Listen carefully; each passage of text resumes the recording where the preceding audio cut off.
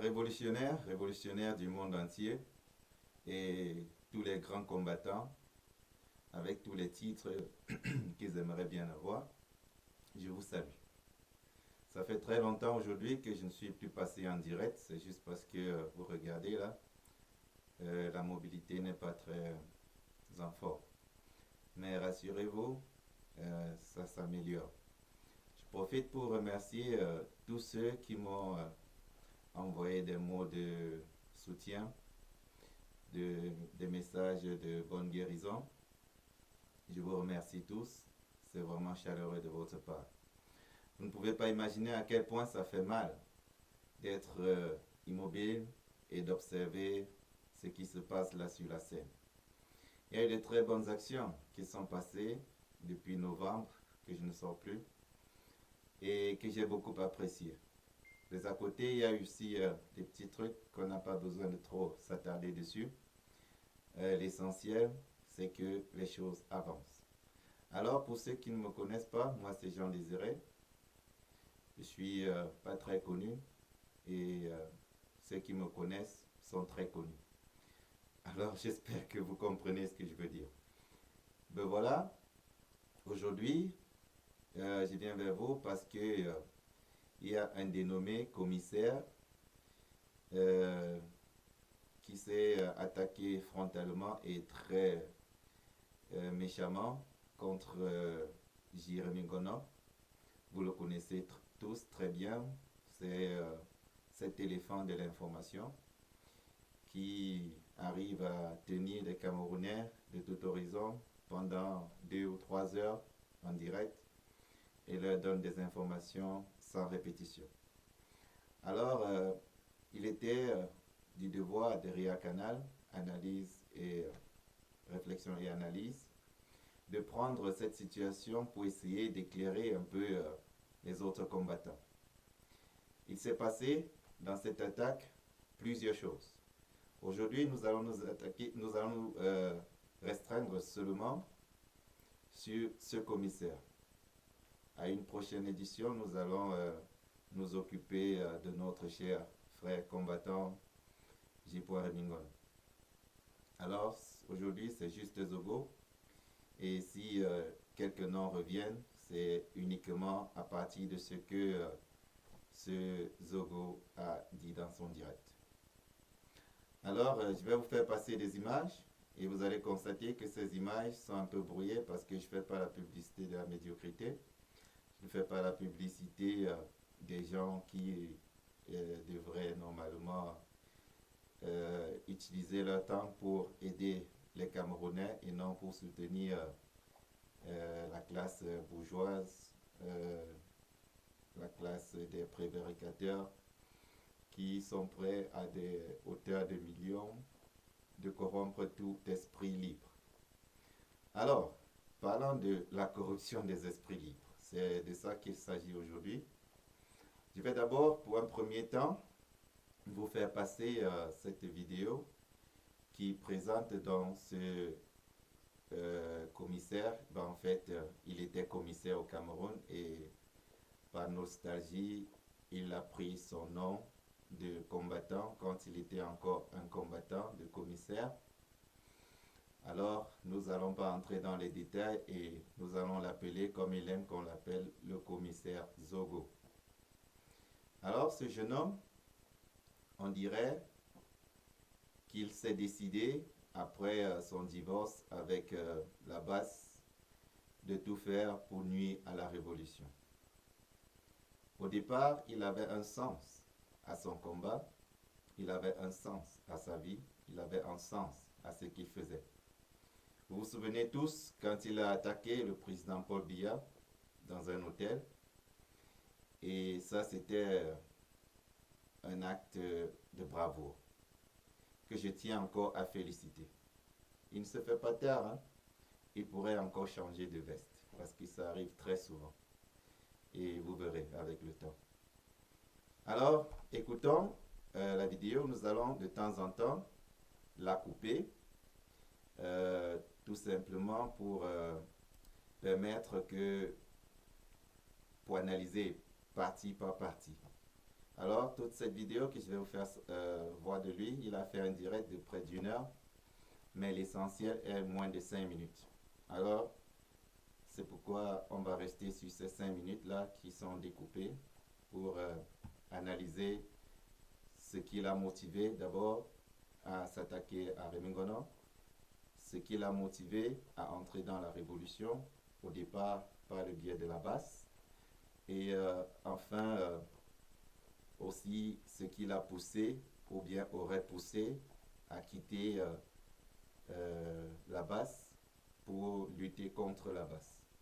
C'est un comportement qui est normal. Il y a des êtres humains comme ça. Ils sont nés pour être des combattants. Ils peuvent combattre dans les deux camps, où eux, le combat, c'est leur vie, et ils n'ont pas de conviction. Il suffit d'avoir un camp et ils vont se donner à 100%. Sauf que le changement de camp qu'il a fait est très négatif pour lui, pour sa famille, pour le Cameroun, pour des générations et des générations. Ce monsieur a eu à appeler les siens, soi-disant les siens, de s'attaquer contre une autre partie de la population. Alors, quand un individu arrive à ce niveau, on peut dire que ça tend vers la folie, puisque un combat logique, c'est de poser des arguments contre des arguments, comme nous le faisons depuis le début de cette révolution. C'est pourquoi, aussi aujourd'hui, pour répondre à ce commissaire Zogo, nous allons prendre ses mots, ses propres paroles, et analyser, pour vous faire comprendre à quel point il a besoin d'aide, à quel point il est troublé et à quel point ça lui manque de lutter pour la bonne cause. Alors, je vais mettre la vidéo et puis arrêter de temps en temps pour qu'on analyse les parties. Allons-y. Je suis venu en France, ma cause était juste. On m'a accordé l'asile. Ils vont m'attaquer parce que j'étais allé demander l'asile politique alors que je n'étais pas menacé. J'ai demandé l'asile politique. Je n'étais pas persécuté par le président Biya. C'est Edgar Alain Bengo. Voilà. Vous avez suivi. Il est allé en France. Il a demandé l'asile politique. Parce qu'il était persécuté par le gouvernement de Biya. Ce gouvernement, avec ce monsieur qui cite de Mebengo, c'est celui-là qui le persécute. C'est ce qui le pousse à quitter le Cameroun. Ça veut dire, nous avons en face de nous un jeune homme qui a toutes les raisons pour se battre corps et âme contre ce régime. Parce que ce régime a donné des postes de responsabilité aux personnes dangereuses, aux personnes qui l'ont poussé à l'exil, comme plein d'autres Camerounais. Alors, nous savons, selon lui, pourquoi il est allé en France demander l'asile, pourquoi il ne vit plus au Cameroun et exerce son métier de commissaire de police. Nous ne sommes pas ici aujourd'hui pour entrer dans les détails s'il est ceci ou pas. Nous nous attardons uniquement sur ce qui vient de lui et nous analysons. Et dans cette analyse, chacun doit être capable de pouvoir lui-même tirer ses conclusions. Alors, il arrive en France en tant qu'asylant. Il demande l'exil, ça lui est accordé. Et il y a des gens qui, après qu'il y ait tourné de veste, c'est-à-dire qu'ils ne luttaient plus avec la basse, mais contre la basse, qui ont essayé de lui causer des problèmes. C'est-à-dire, il a demandé l'asile comme quelqu'un qui est persécuté au Cameroun, alors qu'en effet, il travaille pour le régime en question. De par ces différentes vidéos, ça voudrait dire que s'il défend le régime Biya, parce que il y a des personnes un peu moins stables qui arrivent souvent à dissocier le régime Biya à la personne Biya. C'est pas possible. Quand vous êtes un chef d'entreprise, si l'entreprise ne va pas, quand vous êtes un coach, si l'équipe ne va pas, on n'a pas à réfléchir. Alors, il faut savoir que c'est la tête qui ne va pas. Le management ne fonctionne pas. Alors, à ce niveau-ci, nous pouvons déjà dire une chose qui est claire, c'est que ce commissaire, il est persécuté par le régime de Biya. Et il essaye de dissocier l'homme Biya de son régime. C'est pourquoi, quand aujourd'hui il lutte contre la base, parce que ça pourrait être du fait que ce Mebengo, étant en prison, ne pose plus un danger pour lui. Et là, il revient donc dans son camp, puisqu'il était commissaire auparavant. Il revient donc dans son camp et essaye donc de militer avec ses complices ou bien ses amis d'autrefois. Nous allons continuer et vous allez comprendre. En fait, son but, pourquoi il entre dans ce combat. Il va nous dire lui-même, peut-être qu'il ne s'en est pas rendu compte, mais vous allez écouter et savoir que les raisons pour beaucoup de combattants sont différentes. Ces raisons sont pour certains très compliquées, pour d'autres très simples, et pour d'aucuns encore plus difficiles à expliquer. Mais pour lui, il a cerné, il a dit en 2 mots, et on va voir ça tout de suite. Suivons la suite de son direct. Et puis, pour un départ, vous ne voyez pas la face parce que j'ai précisé, je ne fais pas la publicité de la médiocrité. Il ne faudrait pas que ceux qui ressemblent à ce garçon soient associés à des personnes qui pensent comme lui.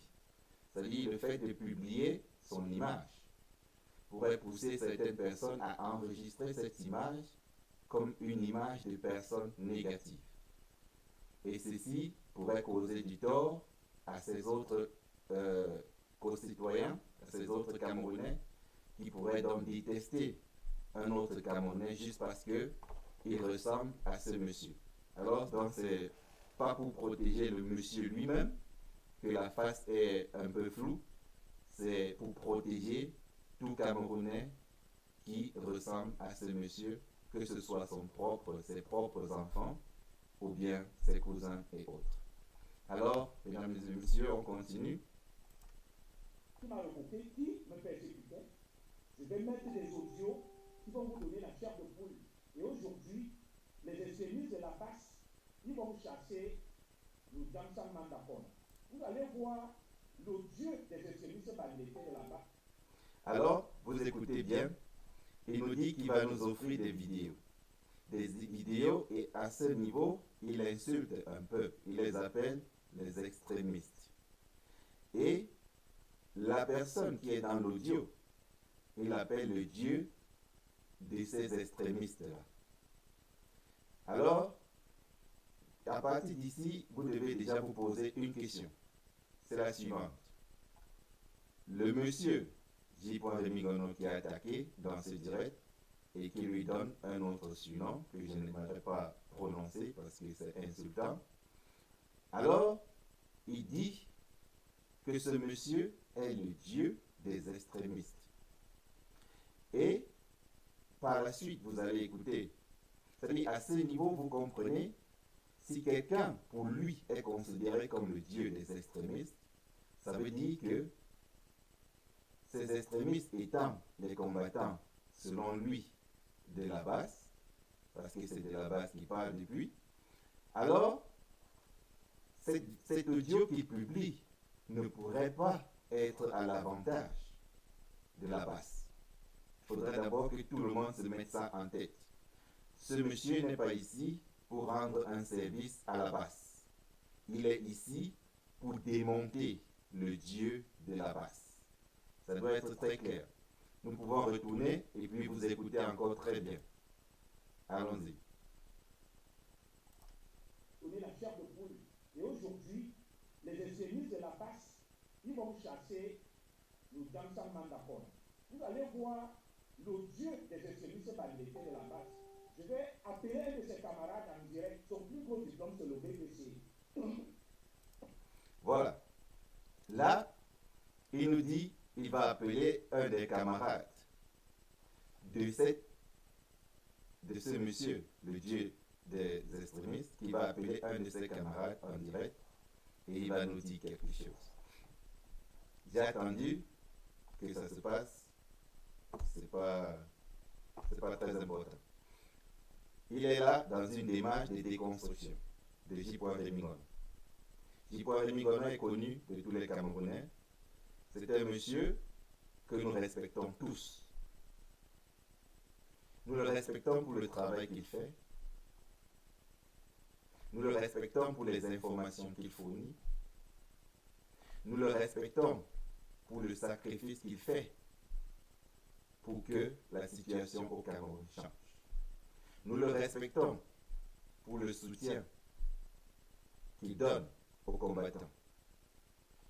Je l'ai suivi à plusieurs fois dire, il n'est pas de la base, mais il comprend les combattants de la base. Dans cette phrase, je ne suis pas très d'accord avec lui. Et ça, on va débattre ça à la prochaine direct. Parce qu'il y aura un direct spécial pour J. Rémy Ngono. Aujourd'hui, il s'agit de Zogo. Alors, on continue. Excusez-moi, c'est pas le Covid. Voilà, j'ai échappé, c'est juste une grippe. Parce que voilà donc des gens qui disent combattre le président Paul Biya. Voilà, j'aime mettre les gens dans tous les états comme ça. Écoutez, voilà, il dit, voilà des gens qui veulent combattre Biya. Tout combattant qui écoute cette phrase doit savoir que ici, lui-même, ce monsieur qui est traité comme un traître de la Révolution, il dit et il déclare à lui-même que J. Rémy Ngono combat Paul Biya. Il le dit. Continuons. J'ai vu un homme fébrile, furieux, ayant les nerfs à fleur de peau. Et c'est ça que j'aime. Voilà donc des gens qui disent combattre le président Paul Biya. Allez. Vous voyez, ce qui lui fait le plus plaisir dans ce qu'il fait, dans son travail de déconstruction du combat, c'est de voir les gens dans tous leurs états. C'est un sadique. C'est un monsieur qui aime voir les gens souffrir. Ça lui fait plaisir de voir J. Rémy Ngono dans tous ses états. Vous avez bien suivi. Il est là parce qu'il est en train de se réjouir. Il veut se réjouir du traumatisme qu'il donne aux combattants quand il y arrive. Il aime ce qu'il fait parce qu'il aime voir les gens souffrir. Écoutez, on continue. Et puis Fleur de Lille, Bipé Amod, parce que ce qu'ils vont entendre dans cet audio, là, là, de la chair de Paul, il faut saluer les gens. Il dit Bipé, il donne le nom d'une femme. Après, il dit Bipé, il donne le nom d'un monsieur. Ces deux personnes étant des connaissances, il demande là au public de leur faire comprendre que il y a quelque chose qui arrive, qui va les concerner, alors qu'ils se préparent à aller en guerre. En guerre contre qui? Contre J. Rémy Ngono. Ça veut dire, il se sent petit. Il sait qu'à lui seul, il ne peut pas déconstruire un éléphant tel que J. Rémy Ngono. Il appelle au secours. Et il appelle au secours des gens qui sont considérés comme des amis de J. Rémy Ngono. Ça veut dire, il veut le détruire en touchant son cercle le plus proche. Mais il y a une chose qui va arriver et que vous comprendrez que dans tout ce jeu que ce monsieur fait, il y a un truc qui dit, c'est que J. Rémy Ngono ne s'attaque pas à sa famille, lui, il ne s'attaquera pas à la famille de J. Rémy Ngono. Ça, c'est une forme de respect. C'est une forme de respect qui existe entre les deux et qui montre une certaine affinité. Écoutez bien, cette analyse n'a pas pour but uniquement de montrer que ce monsieur est un sadique, mais aussi de vous faire comprendre, de vous faire lire entre les lignes. Il veut déconstruire quelqu'un, il veut lui causer du tort, il veut que les camarades de la basse l'éloignent de la basse, mais en même temps, il protège ce monsieur. Il protège son côté familial, qu'il considère que entre eux, c'est sacré. Ça montre une certaine complicité qui nous fait déjà comprendre pourquoi les deux se retrouvent dans cette conversation. Continuons.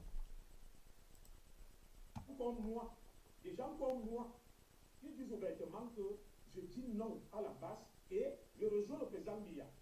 Que madame a mon excuse, c'est que... Il dit, il est quelqu'un d'honnête, très très amusant, et que lui, au moins, il a été honnête, contrairement à J. Rémy Ngono, qui fait semblant d'être avec la base, mais manigance des choses contre-révolutionnaires. Ça veut dire, il est là en train de dire, ce monsieur est avec vous, il fait semblant de supporter votre cause, mais il est exactement comme moi. C'est-à-dire, détruire J. Rémy Ngono, c'est amener J. Rémy Ngono à être quelqu'un comme lui. À la seule différence que lui, il est mieux et juste parce que il a dit à la base que je vous quitte et je vais défendre le tyran Biya. Alors, à ce niveau, il se sent supérieur à J. Rémy Ngono.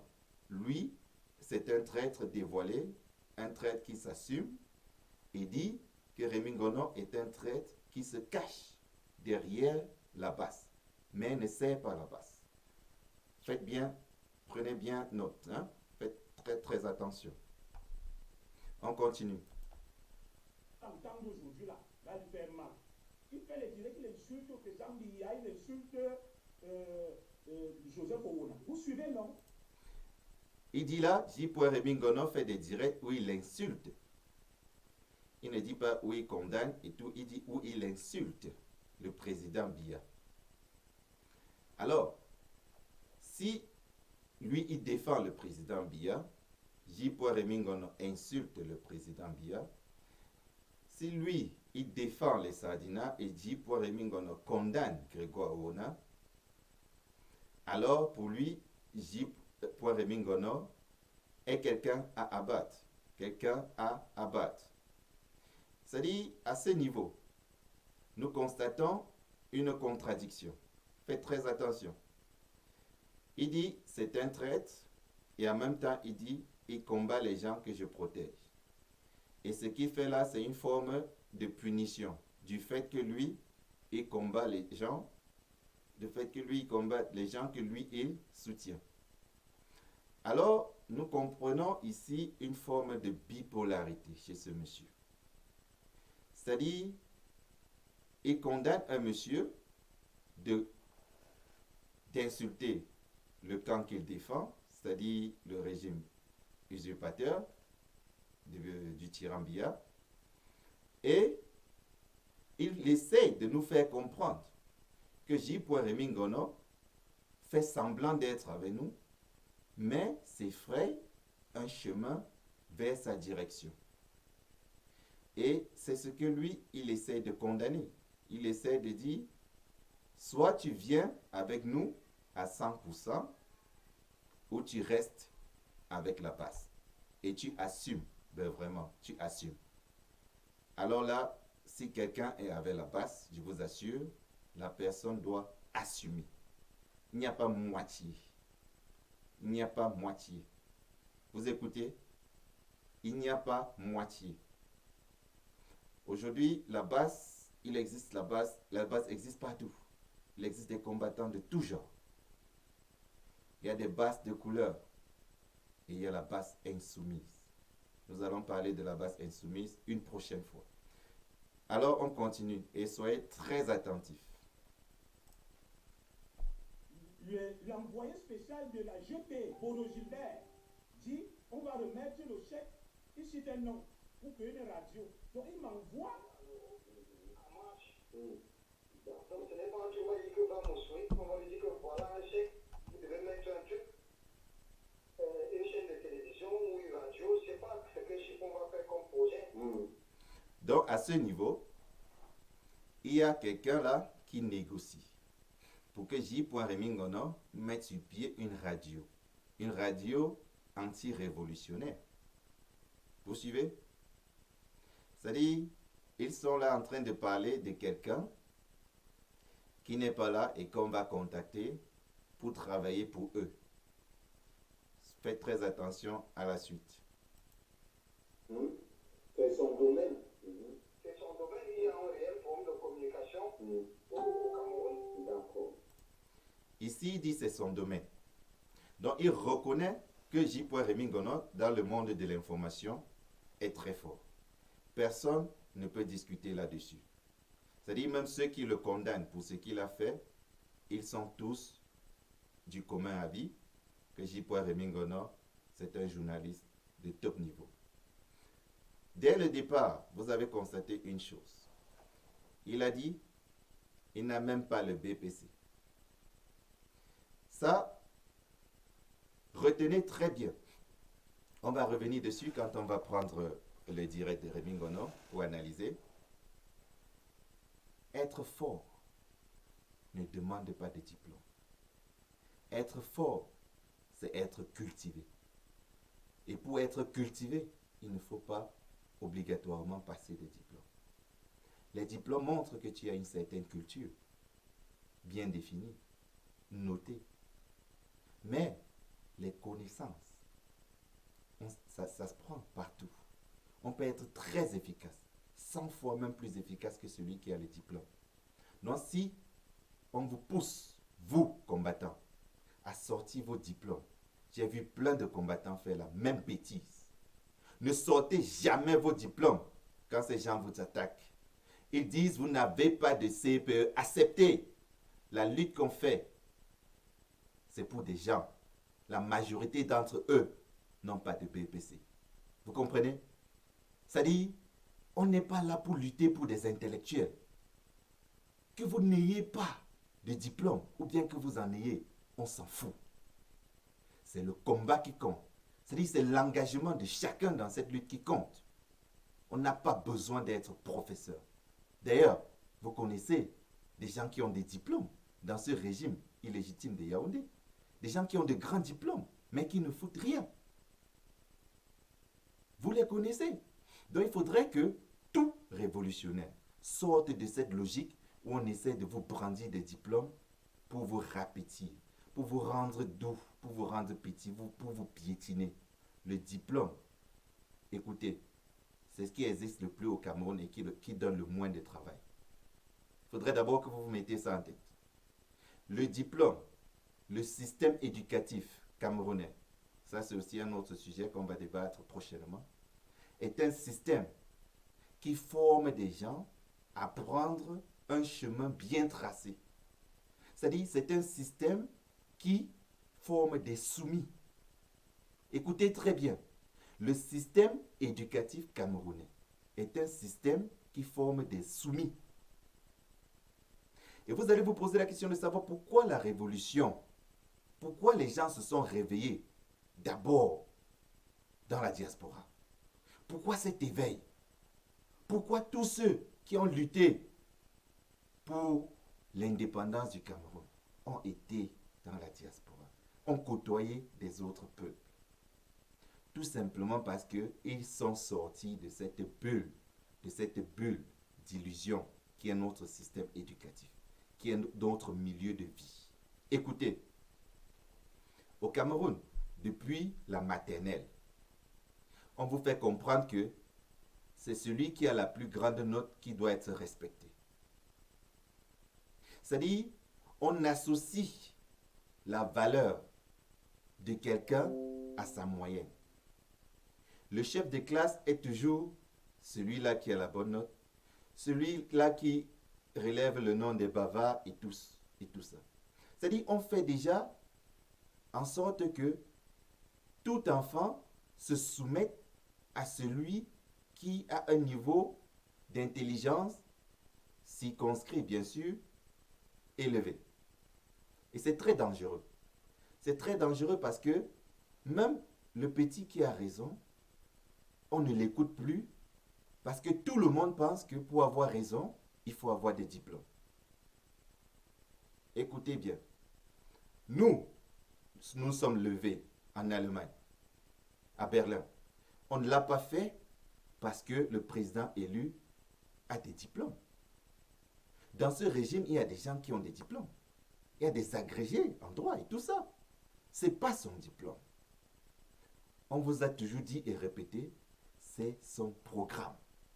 Quand n'importe qui lit ce programme, qu'il soit ingénieur, médecin, pousseur ou n'importe quoi, tu te retrouves dans ce programme.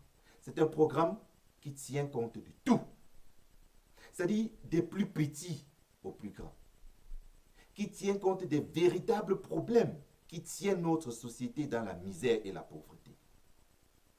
Alors, pour ne pas trop extrapoler, parlant du président élu, il faut toujours rappeler, ce monsieur, c'est un don pour le Cameroun.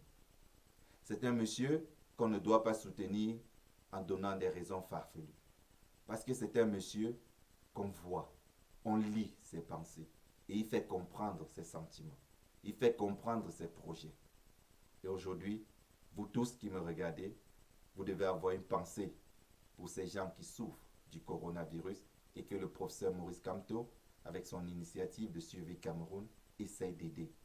Malgré la grande difficulté qu'il rencontre. Et cette difficulté, c'est quoi? C'est le régime illégitime qui lui met des cailloux dans la chaussure.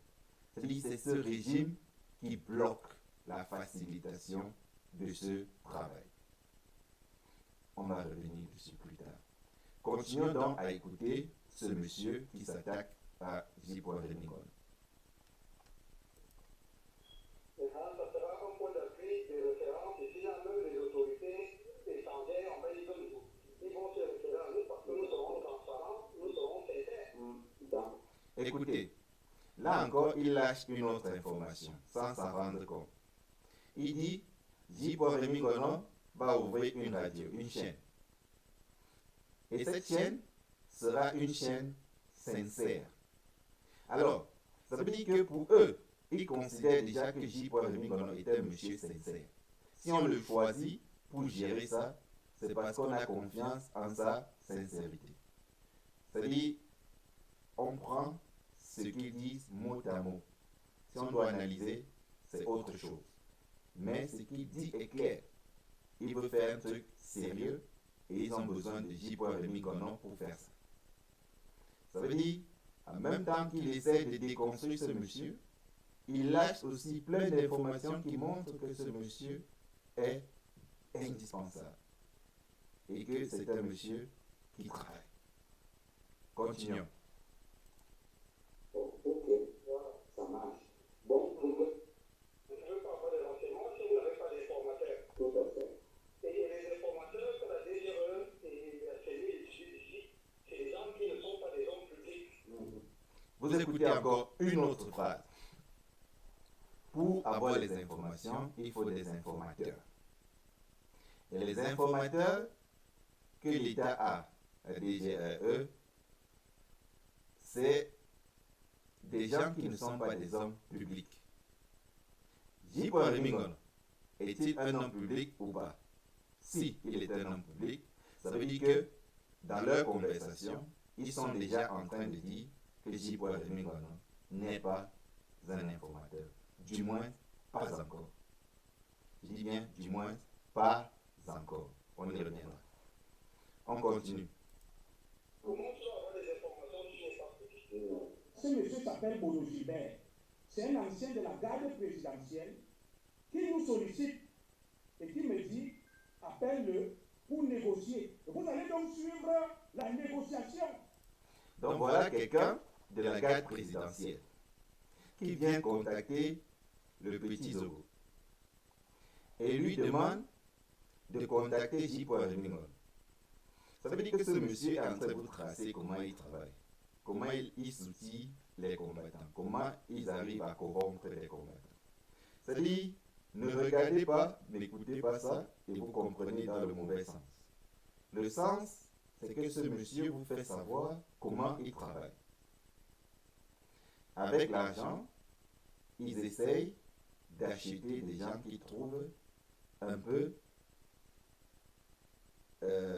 solides dans la tête, solides dans leur combat. Alors, ça nous amène ici à nous poser une autre question. Nous sommes dans réflexion et analyse.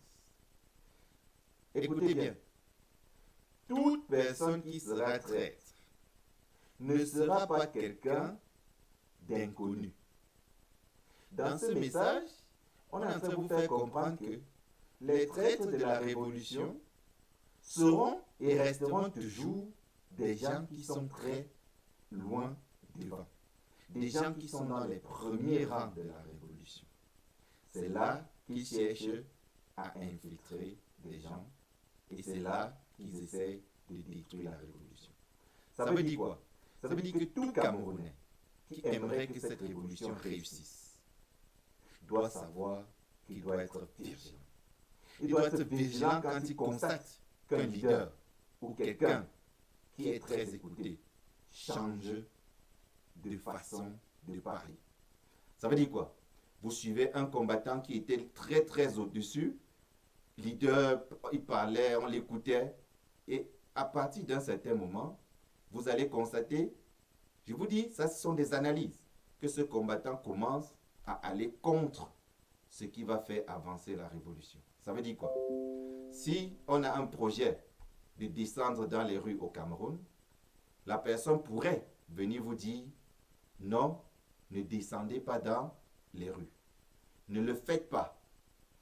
Si les gens ont des projets d'occuper les ambassades, ces gens viendront vous dire non, ne le faites pas. Si des gens ont pour projet d'organiser une marche, ces gens viendront vous dire non, on a déjà trop marché. Vous comprenez? C'est-à-dire des gens qui vont empêcher que la révolution continue, que le train de la révolution continue, ne sortiront pas de l'ombre. Ça sera des gens que vous connaissez et que vous voyez tous les jours. Mais vous devez être prudent et savoir les reconnaître. Vous allez les reconnaître quand ils posent des actes qui freinent la révolution. Je vous ai dit, on ne connaît pas le caillou qui tue l'oiseau. Ça veut dire quand chaque combattant a une action à réaliser, il doit avoir le soutien. Il doit avoir le soutien de tous les combattants. Celui qui entre dans l'opposition du combat, vous devez l'examiner. Vous devez être très prudent quand vous écoutez ce genre de combattants. Et je vous le dis, ça sera toujours des combattants que vous connaissez. Parce que ces gens des services secrets camerounais, services de renseignement, ils ne choisissent pas des no-names. Ils choisissent des gens qui ont des noms. Et c'est ces gens-là qui viennent vous freiner. Je peux vous citer des personnes et des exemples. Nous luttons pour que la situation change au Cameroun, au Nozo, pour que la corruption disparaisse, pour que la justice arrive, pour que la démocratie s'installe. Et de ce fait, nous avons plusieurs voies de lutte, parmi lesquelles la première voie qui a fait connaître la brigade anti-Sardinat, c'était le boycott des artistes. Et si quelqu'un vient vous dire, arrêtez de boycotter les artistes, tant qu'on n'a encore rien obtenu, posez-vous des questions.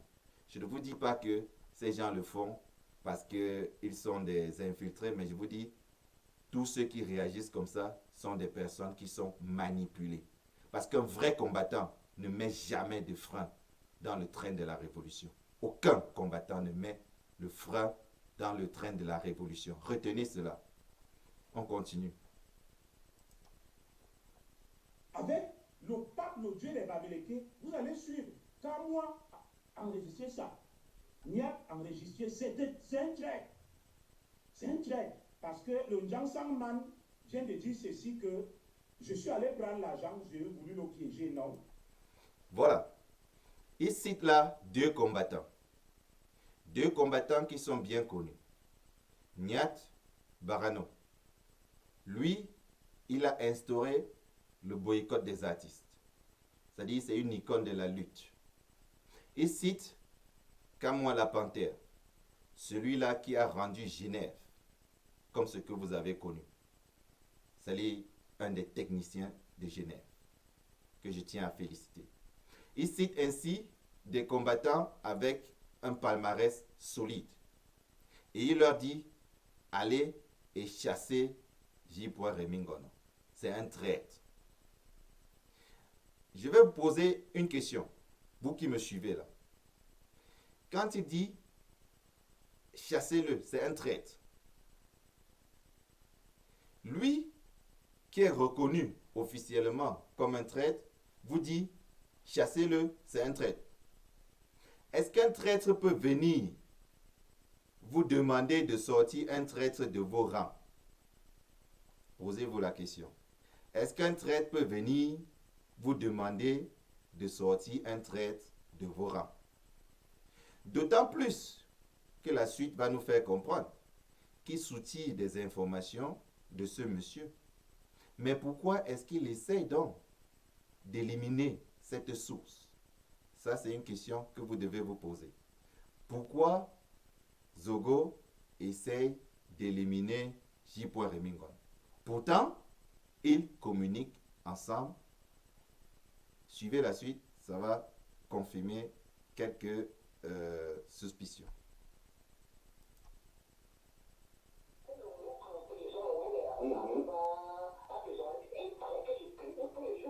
Je vous explique. Le début, il parle de Longuet. Il dit que Longuet, c'est un faible.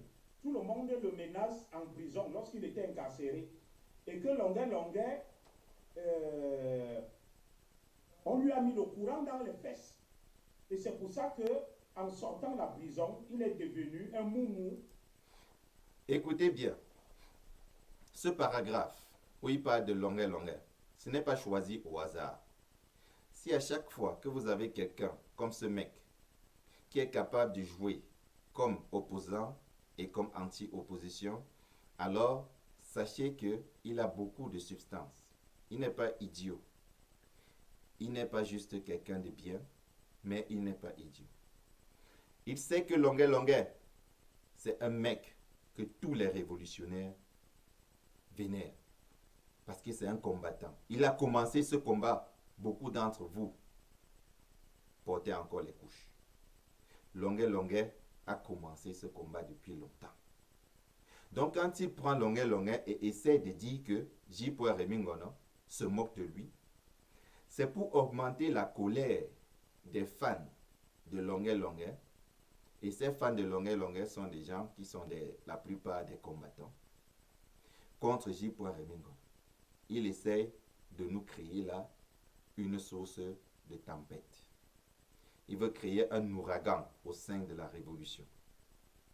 Mais ça ne nous empêche pas de nous questionner. Comment il a fait pour en arriver là?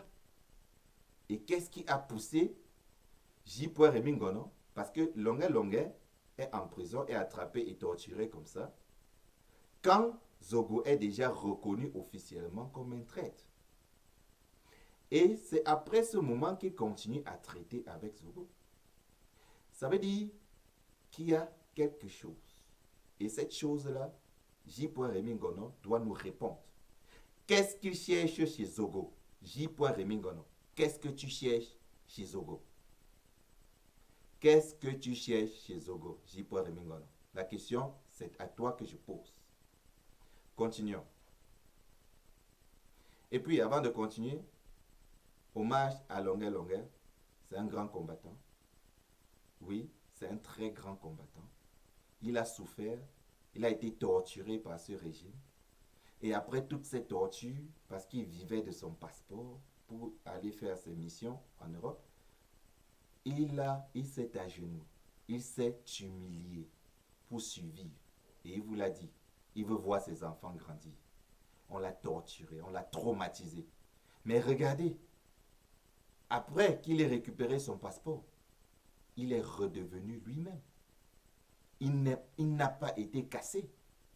C'est pourquoi je vous dis, ne pensez jamais que parce que vous avez fait une faute et que la révolution même vous a condamné, qu'il est impossible de faire marche arrière, qu'il est impossible de redevenir un bon combattant.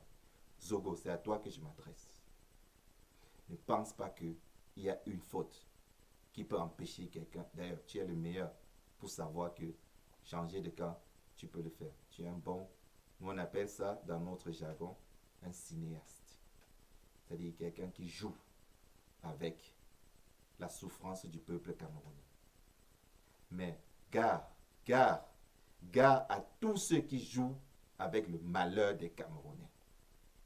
Gare à vous, parce que le peuple camerounais, ça va du nouveau-né au vieillard. Ça va des souffreteux aux bourgeois. Tous ceux qui souffrent vous écoutent. Tous ceux qui meurent et laissent des enfants, ces enfants vous écoutent. Sachez choisir les mots que vous utilisez. Zogo, tu fais du mal au peuple camerounais et tu essayes de faire du mal à ceux qui essayent d'aider ce peuple. C'est 3 fois dangereux. Tu es d'abord dangereux. Tu essaies de rendre les autres dangereux. Et tu essaies d'acheter ceux qui ne sont pas dangereux. C'est très dangereux. Ça veut dire qu'un élément comme toi, c'est le genre d'élément qu'il ne faudrait pas que ça approche même les combattants. Et la question qui se pose, c'est que quelqu'un de si cultivé que J. Rémy Ngona, qu'est-ce qui l'a poussé à venir ramper devant toi? Et suivons la suite, c'est encore plus intéressant. Il avait peur. Longue, tu écoutes ça. Le Njang Sangman d'Akono, alias Abena Benadi, que le colonel Mbangu t'a mis le courant dans les fesses quand tu étais en prison. C'est pour ça que tu as pris peur, tu t'es sauvé. Fleur de Lille, viens écouter. Hein. En mode, le Njang Sangman dit, le colonel Mbangu travaille avec des artistes qui sont des traîtres et qui vendent les Camerounais. Parmi ces artistes, il cite Prince Yango, il cite Papillon. Vous avez suivi le nom? Le Njang Sangman d'Akono, alias Abena Benadi, la Camerounaise qui vend tous les Camerounais, c'est Fleur de Lille, qui est l'agent secret numéro 1, bras droit du colonel Mbangu. Ce n'est pas moi qui parle. Vous écoutez bien. Ce parasite de la révolution dit que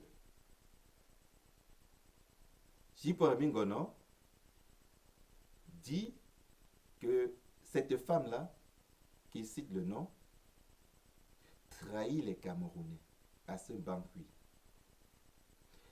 Et qu'il y a des artistes traîtres qui trahissent les autres artistes.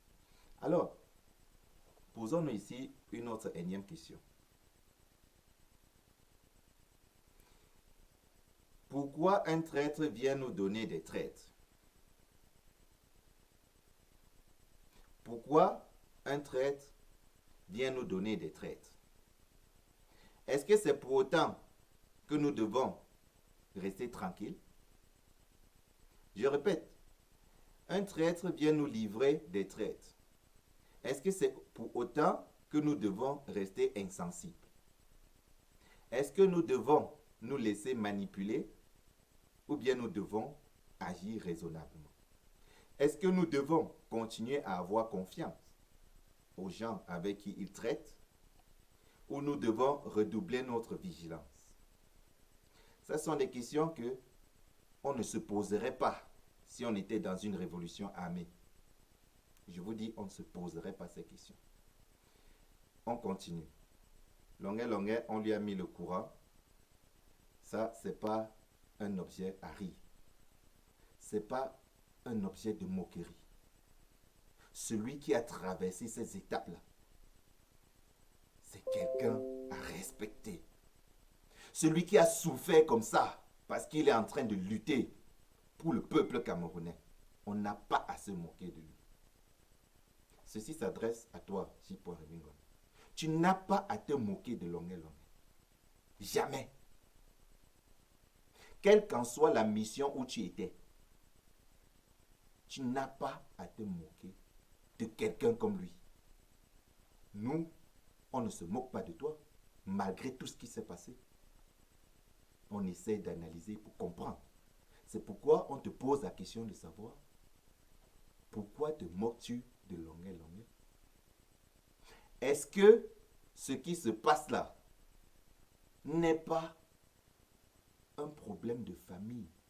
Dans famille, je ne parle pas de mère et père, mais de famille. Vous comprenez? C'est-à-dire connexion de groupes, d'individus qui ont une autre philosophie et qui dirigent ou bien qui fonctionnent avec une catégorie d'artistes contre un autre groupe. Longuet Longuet est pour le boycott. Toi, J.Paul Mingono, tu es contre le boycott. Pourquoi? C'est la raison pour laquelle tu te moques de Longuet Longuet? Qu'il est idiot de lutter pour la bonne cause et que il mériterait ce qui lui est arrivé, ou bien c'est une mauviette parce qu'il a pleuré quand on lui met du courant. Il pouvait même chier dans sa culotte. Ça ne fait rien. C'est-à-dire que toute réaction de sa part dans ces instants-là, ça crée de la compassion, c'est-à-dire il faut être inhumain pour se moquer de quelqu'un qui sort d'une situation pareille. Oui. Et par la suite, ça concerne son direct qu'on va analyser, je dis le direct de J.Paul Mingono, où il cite quelqu'un qui est passé au 7 et qui n'a pas subi les tortures de Longuet Longuet. C'est-à-dire qu'un combattant suive la torture ou pas, pour lui, si c'est un combattant, il faudrait qu'on trouve toujours un moyen pour le combattre, pour qu'il lui te tue. J.Paul Mingono. Je vous ai dit, avant d'arriver ici, à ce niveau, que ceux qui vont essayer de freiner le train, ça ne sera jamais des no-names. Ça sera des gens que vous connaissez très bien. C'est-à-dire des gens qui sont très en avant. C'est-à-dire des gens qui sont vus, des gens qui parlent, des gens qui ont de l'auditoire. Ce sont ces gens-là que n'importe quel service de renseignement pourrait infiltrer pour transformer la révolution, pour freiner le train de la révolution. J.Paul Mingono, es-tu l'un d'entre ces gens-là? Ou bien tu peux nous prouver le contraire en nous apportant une explication plausible à ce qui s'est passé. Ich mag kein Verräter. Ich mag kein Verräter. Und ich sage auch nicht, dass du ein Verräter bist. Je n'aime pas les traîtres et je ne dis pas que tu es un traître. Mais j'essaye de te donner l'occasion de t'exprimer, de nous convaincre du contraire. Parce que tu traites avec un traître. C'est ça. Ça, c'est justifié. Que tu traites avec un traître. Que tu sois maintenant un traître, c'est pas encore justifié. Mais on va y arriver. On continue. Oh, c'est l'ami de la basse. Écoutez le nom. Il dit, je vais remettre, hein. Il dit que la femme qui vend tous les opposants dans le monde en Europe, c'est Fleur de Lys.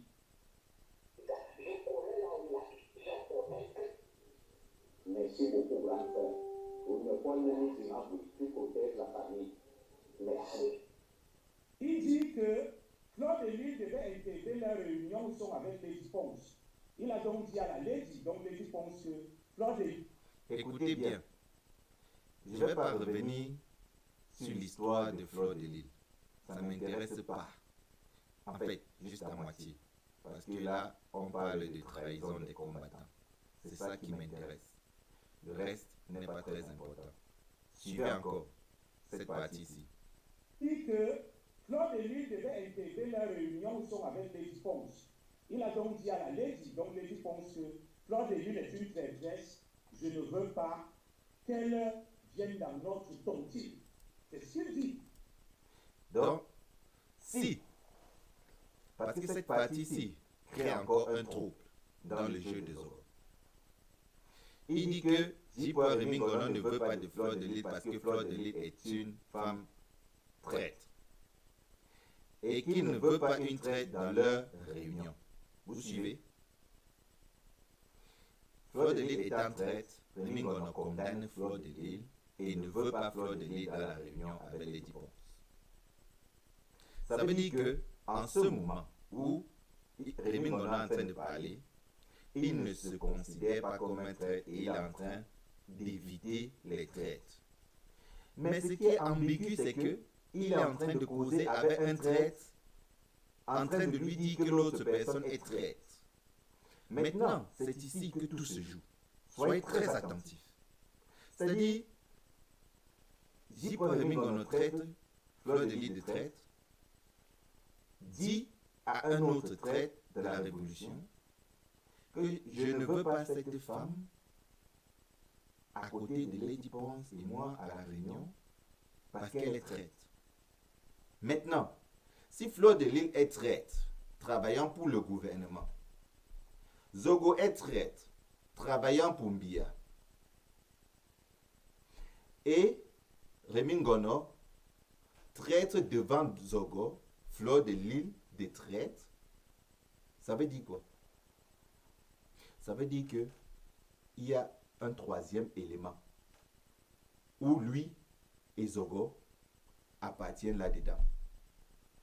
Et ce troisième élément-là, Zogo dit là que il lui remercie et lui dit tu protèges la famille. Écoutez bien, Zogo dit merci, tu protèges la famille. C'est là. Voilà le mot-clé. La famille. Vous avez vu le film là avec comment il s'appelle cet acteur italien là, le parrain. C'est-à-dire, quand il parle de famille, en ce moment, il ne s'agit pas de père, mère, fille. Il s'agit maintenant d'une famille qui sont liés par leurs actions, qui sont liés par les intérêts. C'est-à-dire, c'est ça qu'il appelle la famille. C'est-à-dire, J.P. Rémy Ngono est en train de protéger une famille. Cette famille-là, c'est à 100% sûr que ce n'est pas le régime Biya ou la famille de Mbankwi où Fleur de Lys est supposée donner des informations. Et ce n'est pas la famille de la résistance. C'est-à-dire, Zogo est un traître. Fleur de Lys est un traître pour Zogo et pour Rémy Ngono. Mais Zogo n'est pas un traître pour Rémy Ngono, mais pour la révolution. Vous comprenez donc que la question que tout révolutionnaire doit se poser, c'est de quelle famille s'agit-il? De quelle famille s'agit-il? Et un premier élément est donné dans ce qu'il dit pour retrouver cette famille. Et l'élément en question, c'est Lady Ponce. Écoutez bien, la clé pour trouver cette famille dont J.P. Rémy Ngono protège avec Zogo, c'est Lady Ponce. Lady Ponce, c'est celle qui peut nous amener à savoir quelle est cette famille que J.P. et Zogo ensemble protègent. Il ne s'agit plus ici de la politique. Il s'agit d'une autre entité liée un peu à la politique, mais une entité pas très claire. Et Fleur de Lys, elle aussi, si elle a réussi à entrer dans cette réunion, ça veut dire qu'elle connaît donc la famille que Zogo est en train de parler. Donc, les trois éléments là, Zogo, Fleur de Lys, J.P. Rémy Ngono, ont un dénominateur commun. Et la réaction de Fleur de Lys, la réaction de J.P. Rémy Ngono et la réaction de Zogo après ce truc-ci, vont nous permettre de nous rapprocher progressivement à cette famille que J. Rémy Ngono est en train de protéger en se moquant de Longuet Longuet. Ça veut dire Longuet Longuet n'est pas dans cette famille-là. Mais Lady Ponce est dedans et Flore aurait voulu peut-être y arriver. Est-ce que c'est cette tontine? Je ne pense pas. Ça veut dire que si ce n'est pas la tontine, c'est quoi? Parce que si c'était la tontine, ils ne devraient pas être en train de parler avec leur patois et en train de dire ce qu'ils disent. Je ne suis pas sûr. Mais cette famille-là existe. C'est de quel clan qu'ils sont en train de parler? Posons-nous la question. Zogo, Ngono et Ponce, qu'est-ce qu'ils ont tous les trois en commun? Écoutez bien. Zogo, J. Rémy Ngono et Lady Ponce. Qu'est-ce que les trois là ont en commun? Lady Ponce est artiste, elle chante. J. Rémy Ngono est journaliste. Zogo est commissaire. Ce n'est pas le métier. Vous me suivez? Ce n'est pas le métier qui définit cette famille-là. Et c'est où tout combattant doit se poser des questions. C'est quoi cette famille en question? On doit se poser ces questions et on doit trouver la famille en question et savoir si c'est une famille anti-révolutionnaire ou pas. C'est une famille, mais en effet un clan. Il appelle ça famille, mais c'est un clan. C'est de quel clan qu'il s'agit? Où Rémy Ngono va causer avec Zogo. Et dans cette conversation avec Zogo, on a l'impression que Zogo est son supérieur. C'est-à-dire, c'est comme si il était obligé de venir informer Zogo sur des choses. Parce que Zogo ne lui donne presque aucune information. Du moins, dans la partie qu'il publie. Les informations viennent toujours de J. Rémy Ngono. Est-ce que quelqu'un qui va se renseigner peut donner des informations? Oui. Mais la personne doit avoir des informations en retour, n'est-ce pas? Oui. Quelles sont ces informations qu'il a reçues en retour? Pourquoi, si c'était une mission d'enquête, supposons, pourquoi c'est Zogo qui parle des résultats? Pourquoi Zogo enregistre ça pendant qu'ils sont en train de parler? Est-ce que ça ne veut pas dire déjà que dès le départ, un plan était déjà bien ficelé? Et si maintenant, ça c'est où ça craque et pousse n'importe qui à se poser 1000 questions. Pourquoi les deux protègent une famille, mais opèrent sur la scène publique une bagarre? Pourquoi les deux protègent le même clan, la même famille, et se donnent en bagarre en public? Oui, nous connaissons. La révolution, pour freiner la révolution, il faut donner des sujets qui poussent des gens à s'occuper des bêtises que de l'essentiel. Ça pousse des gens à ne pas réfléchir, à ne plus avoir un regard fixé ailleurs. Est-ce que ces deux, après cette conversation-là, ce n'est pas fait de manière exprès de lâcher cette information-là pour ensuite analyser les réactions des gens et savoir avec qui ils vont travailler pour le futur et qui ils vont laisser de côté? Est-ce que ce n'est pas un truc bien arrangé? Parce qu'on sent un certain respect dans la façon de faire. Leurs attaques restent au niveau de personnes, homme à homme. Il le dit lui-même. Écoutez la suite, c'est très important.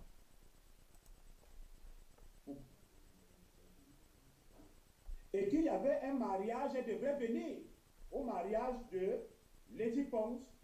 Comme le Ndjan Sangman considère que Fleur de Lille est une traîtresse, il a dit à son artiste, pas de Fleur de Lille. Fleur de Lille, moi je t'aide à comprendre, ce n'est pas Zobo. Vous allez, le Johnson Man, d'accord, alias Abena Benadi que, Fleur de Lille, excusez-moi maman, papa Amour, que Fleur de Lille sort avec Amour. Que... Vous écoutez, pour tout combattant, cette partie où il dit que Fleur de Lys sort avec Amon, prenez ça, mettez dans la poubelle. Ça ne nous intéresse pas. C'est-à-dire, les affaires de caleçon, on n'en parle pas. On continue. J'ai dit, ah bon? Je remets, ce n'est pas moi qui parle. Ce n'est pas moi qui parle. Écoutez, nous voulons négocier qu'avec le Morenam, c'est-à-dire le président Biya, ou le DCC, en dehors de lui, du président du CCC, les autres, ce n'est pas bon. Voilà le pape des Américains là. Vous êtes des givrés de la cervelle. Vous écoutez. Ici, c'est encore, ça c'est la partie la plus dangereuse. Où il dit, J.P. Gono veut négocier avec le directeur du cabinet civil ou bien Paul Biya lui-même.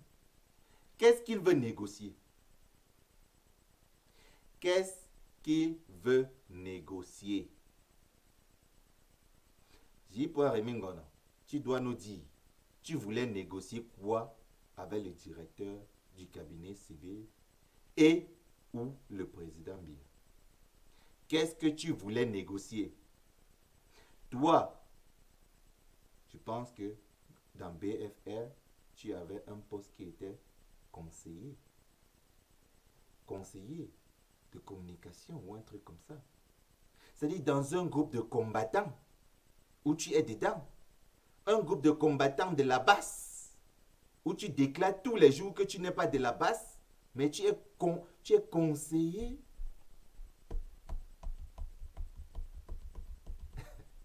Tu es conseiller. Et tu viens dire aux gens que tu n'es pas de la basse. J'ai suivi aussi que tu es ou bien été parrain des Amazones. Mais tu n'es pas de la basse. C'est quoi cette façon de mener ce combat où la basse vous fait peur, mais vous travaillez dans les organisations de la basse? Il faut vous déclarer. Lui, il dit, il a eu le courage de se déclarer. Si tu veux te déclarer, déclare-toi à 100%. Pas à moitié. Parce qu'à moitié, c'est pas bon. J. Rémi Ngono, tu dis tout le temps que tu n'es pas de la basse. Tu es conseiller dans les organisations de la basse. Dans toutes les organisations où il y a un membre de la basse, c'est la basse.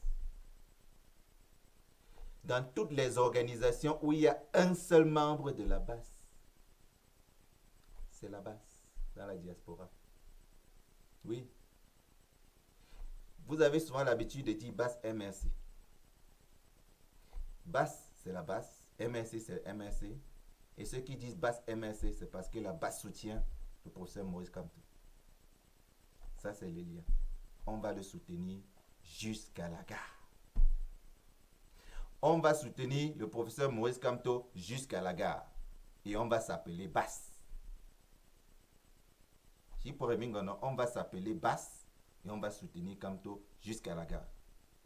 On va boycotter les artistes jusqu'à ce qu'ils remplissent les conditions du boycott.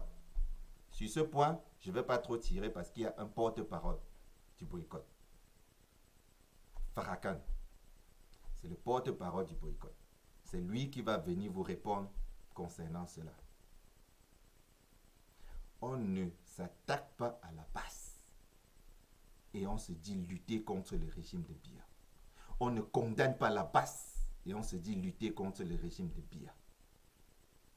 Nous, on a un truc qu'on appelle la prise des ambassades. Celui qui utilise un autre mot en disant les casses des ambassades, ça distingue deux formes de combattants. Le combattant qui ne sait pas pourquoi on opère et des combattants qui savent ce qu'ils font. On a pris des ambassades, on ne les a pas cassées. Ce n'est pas la casse des ambassades. casse des ambassades, c'est dit par le régime de Yaoundé pour négativiser ce truc-là, pour rendre ça, pour que ça sonne mal dans les oreilles. C'est une prise des ambassades pour manifester un ras-le-bol. Pour manifester un ras-le-bol que ce gouvernement arrête de tirer, d'assassiner, arrête de tuer, que ce gouvernement arrête de torturer, que ce gouvernement laisse la démocratie émerger. Oui, la prise des ambassades, c'était un signe très fort pour manifester au gouvernement de Yaoundé que ce qu'ils ont fait était mauvais. Et vous avez suivi, le 20 mai, ça veut dire que si le 19 mai, Biya ne se met pas là et fait un discours que nous, on analyse les vidéos, on voit que c'est vrai. En fait, cette phrase que je viens de prononcer, c'est une phrase qui n'a pas de sens. C'est-à-dire qu'elle dit, si Biya vient faire un discours, on analyse, on voit que la vidéo est vraie. C'est une phrase qui n'a pas de sens, mais qui doit se dire. Qui doit se dire quand on sait avec qui on traite, quand on sait qui est en face. Quand vous fabriquez des vidéos, vous venez montrer aux gens pour nous dire que voilà Biya. Où jamais on ne voit les gens se regarder dans les yeux. On essaie de chercher des directions. On demande à quelqu'un de s'asseoir quand il est déjà en train de s'asseoir. 2 secondes. Caméraman fait comme ça pour embrouiller les gens.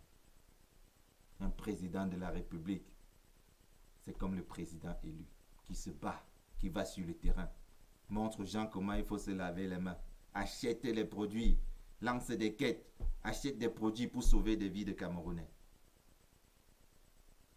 Oui, c'est ça. Travailler pour son peuple, c'est travailler avec affection. C'est pas à chaque fois utiliser l'argent du contribuable pour donner aux gens et dire les dons. Tu utilises notre argent pour nous aider et tu appelles ça les dons. On dit que le gouvernement a voté un budget de temps pour résoudre tel problème. Ça, c'est une société démocratique. Mais dans la tête de ces sardinards, dans la tête des soumis, je dis bien des soumis, le mot sardinard, on peut oublier. Dans la tête des soumis, parce que je parle des soumis qui sont dans ce régime. Dans leur tête, il faut à tout prix qu'il y ait ce qui se passe là. C'est pas normal. Pas du tout. C'est-à-dire, c'est soumis, pour eux, il suffit qu'un monsieur débloque de l'argent, il y a une catastrophe dans le nord, oui, on peut faire un don de 2 camions de riz. Il y a une catastrophe à tel endroit, oui, on peut faire un don de ceci. C'est-à-dire, vous ne comprenez pas qu'on vous traite comme c'est-à-dire, comme une porcherie. Ou quand c'est le temps de manger, alors on délègue quelqu'un avec la provence, on vous verse ça comme ça, sans vous dire un mot, et puis voilà.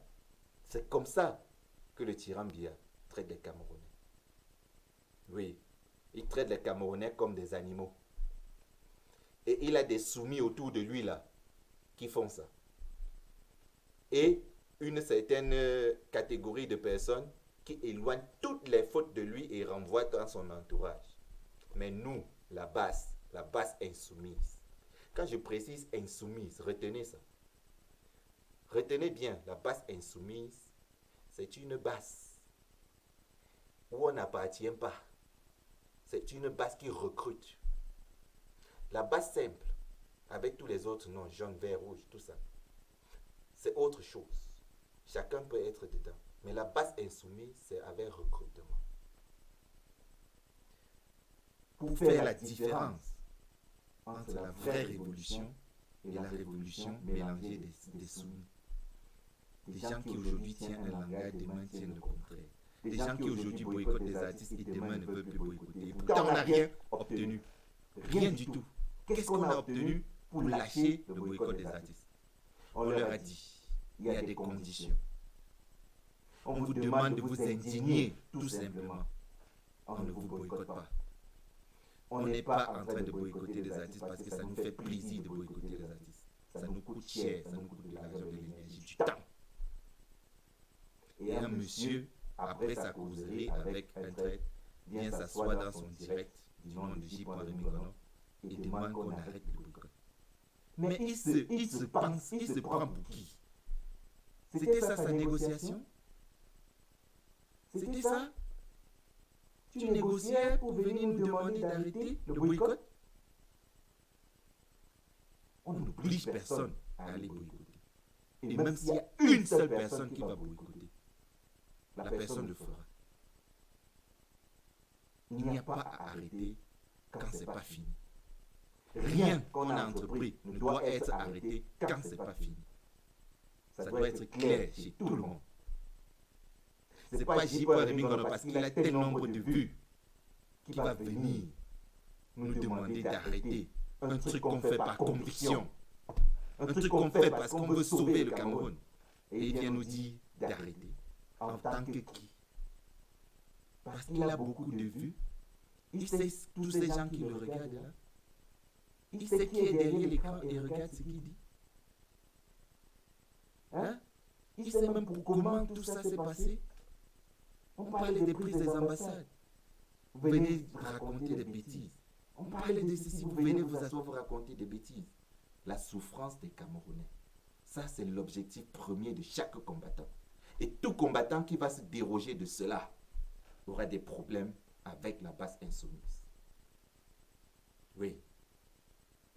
Tout combattant qui va se déroger de cela aura des problèmes avec la base insoumise. Pourquoi je m'intéresse à J. Rémi Gono? Parce que c'est quelqu'un que le message porte. Et quand cette personne commence à changer de langage, tu travailles dans les organisations de la base, tu n'es pas de la base. Tu demandes à la base de ne plus travailler. Tu demandes à la base de ne plus travailler, de lever les mains et dire oui, ça va. Tu nous as parlé... Ah, vraiment, je vais revenir dessus quand je vais analyser son direct. Parce que si j'arrive là-dedans, on va mettre trop longtemps dans ce direct. Je vais revenir sur son direct où il a parlé. Continuons avec ce Zogo. Ces hypocrites-là, ces hypocrites qui viennent vous raconter n'importe... Ah, chassez-les de la base, c'est lui le traître. Avec l'autre qui est aux États-Unis, là, je vous ai dit, c'est des affamés, des traîtres. Niat avait raison. Niat et Kamo avaient raison. Moi, j'ai le courage de vous dire, je quitte. C'est le Jackson qui me dit, je suis l'ami de Maître Akere Mouna. Petit frère, si tu es avec moi, on va signer un accord. Si Akere Mouna devient Kanto gagne, Akere Mouna sera Premier ministre. Nous avons la chance de rentrer au Cameroun. Je rentre dans la coalition de Maurice Kamto par rapport à Jackson Man qui me dit qu'il connaît Akere Mouna, c'était son avocat. Ça, tout combattant qui a suivi ce truc, ce qu'il vient de dire là, c'est tout. Ça montre que ce monsieur n'a jamais lutté pour lui. N'a jamais lutté que, à part lutter pour lui, je veux dire. Il n'a jamais lutté que pour sa propre personne. Il entre dans le combat parce qu'on lui dit que Akere Mouna sera Premier ministre et qu'il pourra rentrer au Cameroun. Vous avez écouté? J. Rémi Gono lui dit, viens, on lutte. Parce que j'ai des contacts avec Akere Mouna. Et quand il sera au gouvernement, tu pourras rentrer au Cameroun. Voilà sa motivation d'entrer dans le combat. Vous écoutez? Voilà la motivation d'un enfant de mener ce combat. Lutter pour lui. Il veut rentrer au Cameroun. Tous les combattants veulent bien sûr rentrer au Cameroun. Mais ce n'est pas rentrer au Cameroun qui est le problème. Le problème, c'est cette mauvaise gouvernance au Cameroun. Le problème, c'est le nozo. Le problème, c'est la galère, c'est la souffrance. Le problème, c'est le braquage du par les membres du gouvernement, des Camerounais. Le problème, c'est la torture, où il n'y a pas de justice. La justice, c'est pour servir leurs amis, leurs clans. On peut te foutre en prison n'importe comment. Vous voyez? Et te dire que tu as volé des milliards et des milliards, on peut donner le montant qu'on veut. C'est comme ça que ça se passe. Et lui, son problème, c'est rentrer dans ce système-là. C'est rentrer tout simplement au Cameroun. C'est-à-dire, il n'est pas entré dans le combat parce qu'il avait une certaine conviction, des choses précises à atteindre pour tous les Camerounais. Non, il s'agissait de lui uniquement. Je ne dis pas que nous autres combattants, nous voulons caler ici. Mais lui, il nous donne la raison de son entrée dans cette résistance. Beaucoup parmi nous, et je ne parle pas des généraux, je parle des brigadiers aguerris. Parce que pour moi, il y a deux titres, combattant et brigadier aguerri. C'est tout. Tu es un combattant, ça va. Mais un brigadier aguerri, il est au-dessus de tout le monde. C'est le combattant qui est prêt. Vous suivez? C'est le combattant qui est prêt. Et aucun brigadier aguerri ne peut vous dire une bêtise comme ça. Qu'une autre personne est venue lui dire que si tu supportes le monsieur-ci, alors tu pourras rentrer au Cameroun et tu te lèves pour le supporter. Vous voyez la motivation de certains Camerounais? Mais c'était logique. C'était logique qu'il ne soit pas, qu'il ne reste pas dans la base. C'était logique. Parce qu'un combattant de la base, et surtout de la base insoumise, c'est que ce combat ne s'arrête pas. Quand tu t'engages dans la base insoumise, c'est à vie. Que le régime change ou pas, le combat c'est à vie. Tu meurs brigadier. Il n'y a pas une pause. Le combat c'est à vie. C'est une lutte continue. Tout combattant doit se mettre en tête et tous les brigadiers aguerris ont ça en tête. Ce combat c'est à vie. Et les victoires sont des étapes. Écoutez bien, les victoires dans ce combat sont des étapes. Nous allons laisser nos enfants continuer les étapes suivantes. On va traverser certaines étapes. Et nos enfants et petits-enfants, ainsi de suite, vont continuer. Le combat là est rude. Hein? C'est rude. Je suis des gens en train de vouloir mettre la pression sur le président élu à suivre leur méthode de combat. J'aime beaucoup le président élu, le professeur Maurice Kamto. Parce que il a bien dit, quand il était à Toronto, si quelqu'un a une meilleure solution, que la personne utilise cette solution. Il n'est pas en train de lutter contre qui que ce soit. Est-ce que vous l'avez vu lutter contre qui que ce soit depuis qu'il fait son truc, qu'il soit un combattant? Il lutte contre ce régime usurpateur. C'est tout. Alors, ne dites pas qu'il doit suivre absolument votre logique. Vous avez une bonne logique. C'est pourquoi je dis on ne sait pas le caillou qui va tuer l'oiseau. Vous avez votre logique. Utilisez cette logique et exploitez-la. C'est-à-dire, réalisez vos projets. Réalisez-les. Ne l'accusez pas pour vos médiocrités, pour vos faiblesses. Exécutez ce que vous pensez de bien. Faites-le. C'est ça un combattant. C'est ça un brigadier aguerri. Le brigadier aguerri a pour mission une philosophie.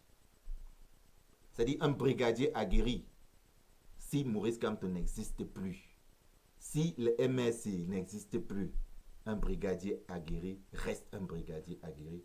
Parce que sa lutte n'est pas une lutte de personne. Sa lutte, c'est une lutte d'une nation. C'est-à-dire que c'est une lutte qui doit toucher un peuple. Et un peuple a souvent des leaders. Mais ces leaders sont passagers. Le tyran Biya s'est accroché 38 ans. Et peut-être c'était tout. Il s'est accroché 38 ans. Mais ça va finir. Mais est-ce que le combat s'est arrêté avec lui? Malgré ces 38 années de dictature, ça continue. Ça continue. Nous sommes là.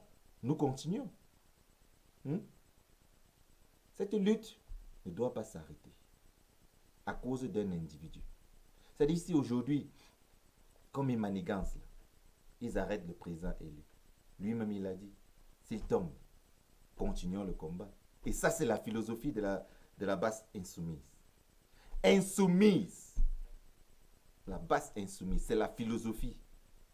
Mener ce combat jusqu'à la gare et transmettre ce combat, cette philosophie à nos enfants et petits et arrière-petits-enfants, qu'ils vivent aux États-Unis, en France, au Cameroun, n'importe où, qu'ils sachent qu'il faut toujours lutter pour le bien-être de son peuple. Si vous avez pour mission de rentrer au Cameroun, uniquement, vous avez échoué. Vous avez échoué. Nous voyons des gens au Cameroun qui étaient des combattants ici de la diaspora autrefois, qui ont échoué. Certains qui continuent le combat. Donc, nous devons savoir, on a des leaders et les leaders sont temporaires. Si aujourd'hui quelqu'un refuse d'entrer dans le combat en vous donnant un argument comme quoi il n'entre pas dans le combat parce que tout le monde est concentré sur Maurice Kamto, mais c'est un leader et c'est momentané. Ce monsieur a 66 ans ou bien je ne sais pas trop plus. C'est momentané, c'est instantané. C'est-à-dire qu'il peut avoir 2 mandats et après, vous tous les jeunes qui êtes en train de, qui avaient la moyenne d'âge peut-être 18 ans, après 2 mandats, vous êtes mature. Hein? Vous êtes mature. Et c'est à vous de continuer. C'est-à-dire, même s'il fait seulement un mandat, ce n'est pas sûr qu'il va faire tout ça. Apprenez que ce combat-ci de libération, c'est une philosophie. Et on doit savoir que ce n'est pas un truc qui va s'arrêter demain. Je dis, même quand le président lui va prendre le pouvoir, il va falloir continuer le combat. Il va falloir continuer. Vous avez vu en Côte d'Ivoire, Laurent Gbagbo, il a eu combien d'années de guerre civile au pouvoir? Ça veut dire que avoir quelqu'un au pouvoir, ça ne suffit pas. Ça ne suffit pas. Et tous ceux qui pensent que la fin du combat, quand nous on parlait de la gare, là, c'est le changement de régime. Tu comprends? C'est le changement de régime. Et après, ça continue. On se fixe des objectifs à chaque gare. On se donne une autre gare. Et on se donne les moyens pour les atteindre. Que tous les combattants aguerris, que tous les brigadiers aguerris se gardent ça. Oui. Et nous devons apprendre à positiver les choses. Encourager les combattants qui ont de bonnes initiatives. Il ne faut jamais les décourager. Jamais. Une initiative qui aboutit est une petite victoire. Je ne suis pas de ceux qui pensent que vous devez vous aimer. Mais aimez-vous si vous pouvez. Réunissez-vous si vous pouvez. Si ce n'est pas possible, travaillez en singleton. Travaillez comme vous pouvez. Chacun, même dans ton sommeil, réfléchit. Quand tu te lèves, réfléchis. Réfléchis et exécute. Travaille. Travaille. Ne te dis pas que c'est ceux qui ont le diplôme qui doivent faire quelque chose dans ce combat. Ne te dis pas que c'est ceux qui ont beaucoup d'argent qui peuvent faire quelque chose dans ce combat. Non. Aucun combattant ne doit venir dans un direct. Aucun brigadier aguerri ne doit venir dans un direct parler de sa propre personne. Parce que seuls, nous ne sommes rien.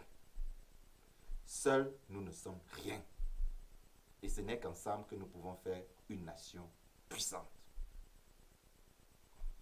Ça, c'était pour les brigadiers aguerris, que je salue en passant. On continue avec Zogo. Je vais remettre la dernière partie là. La dernière partie où il ne...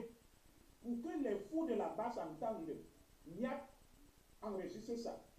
Quand moi enregistré, Salomé Chapter, tu m'as toujours dit à l'époque où j'étais là-bas que tu n'aimes pas ce type. C'est un trait. Si le... Vous suivez. Il demande ici 3 combattants. 3 combattants que je respecte beaucoup. Niet Barano, Kamwa la Panthère et Salomé Chapter. Je vous salue. Et il leur demande de chasser Rémingon. Ça veut dire qu'il sait que ces combattants-là travaillent peut-être avec Rémi Ngono, ou bien ils ont de la sympathie pour lui. Et il demande à ces gens de l'éloigner.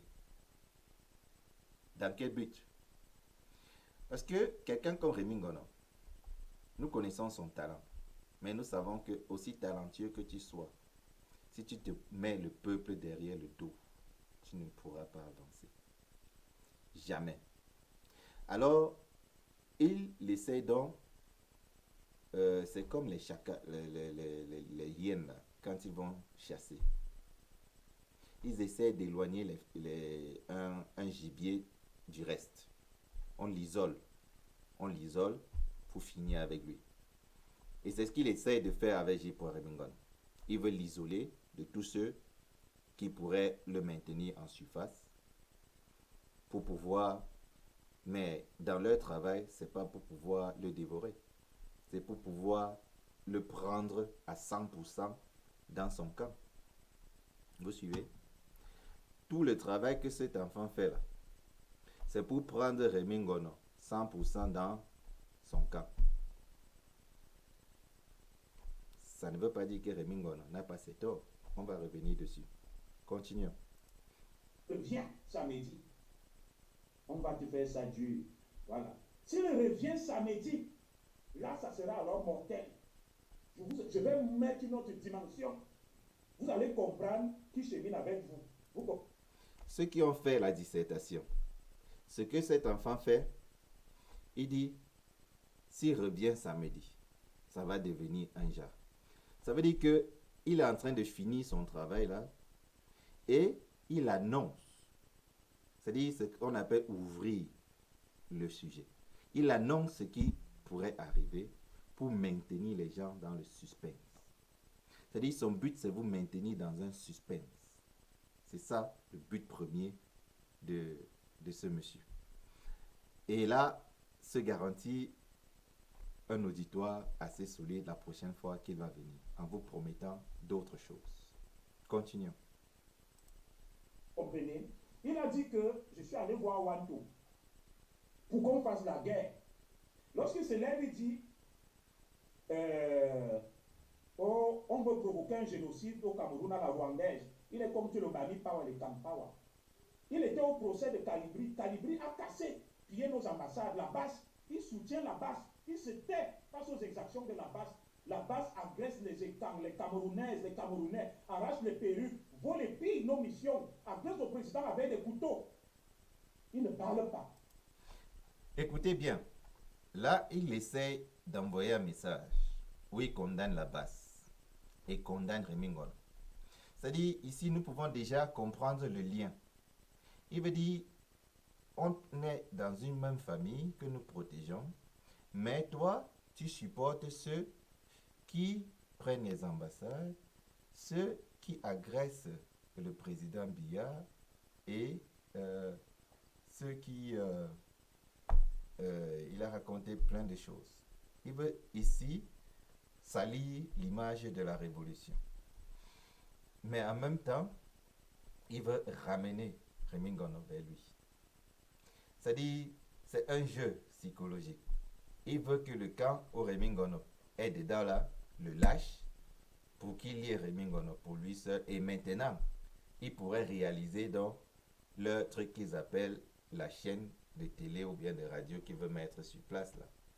Donc, c'est pas un coup anodin ce qu'il est en train de faire. Continuons. Mais vient menacer de me poursuivre en justice et qu'on est des extrémistes à la Hutu. On veut provoquer un génocide. Et lui qui soutient les génocidaires de la base, les Ghana, les Marseillons du bois. Vous suivez? Ici, pousse Rémi Ngono a dit quelque chose. On va revenir sur ça. Il dit que Rémi Ngono soutient les Ghana. Écoutez bien. Ça, ce garçon n'est pas un idiot. C'est un mauvais type, mais ce n'est pas un idiot. Il pousse Rémi Ngono à agir comme il veut. Et Rémi Ngono tombe effectivement dans ce sens. Quand on va analyser le direct de Rémi Ngono, vous allez comprendre de quoi je parle. Allons-y.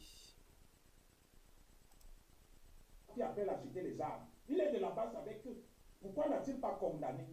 Pourquoi n'a-t-il pas condamné? Ils ont attaqué le président au Méris avec les couteaux, les haches. Il est avec eux. Pourquoi n'a-t-il pas condamné? Vous voyez? Donc maintenant, il est fâché contre Rémy Ngono parce que Rémy Ngono ne condamne pas les actions de la base. Et vous voyez, quand il dit ça, Rémy Ngono dans son direct condamne le boycott des artistes. C'est-à-dire, ce monsieur, en quelque sorte, a un pouvoir sur ce J. Rémy Ngono. Tout le monde le pressent. En fait, les avertit. Il a une forme de domination psychologique sur J. Rémy Ngono. Et je me pose la question de savoir comment il tient J. Rémy Ngono de sorte que J. Rémy Ngono agisse comme il veut que J. Rémy Ngono fasse. C'est-à-dire, il lui dit, tu supportes Ngana. Regardez la réaction de J. Rémy Ngono par rapport à Ngana. Il lui dit, tu supportes les actions de la base. Regardez la réaction de Rémy Ngono par rapport au boycott des artistes. Ça veut dire quelque part que ce monsieur a une certaine domination spirituelle sur J. Rémy Ngono. Et c'est dû à quoi? Est-il le chef de la famille à laquelle appartient J. Rémy Ngono? Posez-vous la question. On va demander ça à J. Rémy Ngono et à lui de nous répondre. On continue. Et il est là pour l'argent. Je vous donnerai d'autres révélations samedi prochain. J'attends qu'il réagisse. Il nous dit là que Rémy Ngono est là pour de l'argent. C'est-à-dire, ici, quand on veut, si vous avez suivi le professeur Niamsi, il vous a dit, pour détruire un homme, on utilise le viol, le détournement. C'est-à-dire que les histoires de mœurs et les histoires d'argent, ça c'est ce que les politiciens en Afrique et partout dans le monde utilisent pour démonter leurs adversaires.